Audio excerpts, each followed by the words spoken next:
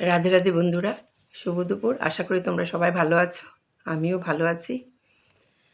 শ্রী ভাগবতে নারদ মুনিও যুধিষ্ঠিরকে বলেছেন, হে রাজন, শ্রীকৃষ্ণ যার আরেক নাম মুকুন্দ, তিনি সর্বদাই পাণ্ডব ও যদুদের রক্ষা করেছেন। তিনি সর্বতভাবে আপনার গুরুদেব ও উপদেষ্টা। তিনি আপনার একমাত্র উপাস্য পরমেশ্বর ভগবান। তিনি অত্যন্ত স্নেহ ও প্রীতিপরায়ণ এবং তিনি আপনার ব্যক্তিগত ও পারিবারিক সমস্ত কর্মেরই পরিচালক। অধিক আর কি বলবো, তিনি কখনো কখনো আপনার আদেশও পালন করে থাকেন, যেন তিনি আপনার বার্তাবহ দূত।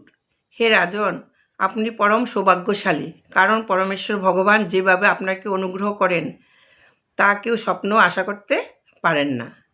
এই শ্লোকের তাৎপর্য হচ্ছে এই যে, ভগবান সহজেই মুক্তি দান করেন, কিন্তু তিনি ভক্তি দান করতে চান না, কারণ ভক্তির প্রভাবে ভগবান নিজেই ভক্তের কাছে বিকৃত হয়ে যান। হরে কৃষ্ণ, হরে কৃষ্ণ।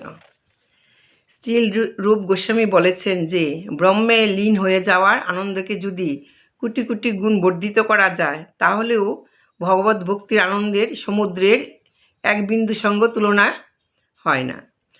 হরিভক্তি শুধুদয় গ্রন্থে প্রহ্লাদ মহারাজ ভগবান শ্রী নৃপসিংহদেবের প্রসন্নতা মানুষে প্রার্থনা করার সময় বলেন, হে জগদীশ্বর ভগবান, আপনার সান্নিধ্যে আমি দিব্য সুখ অনুভব করছি, যেন আমি আনন্দের সমুদ্রে নিমজ্জিত হয়েছি। এই বলে আজকে রাখছি বন্ধুরা। তোমাদের পাঠ কেমন লেগেছে কমেন্ট করে জানাবে। রাধে রাধে।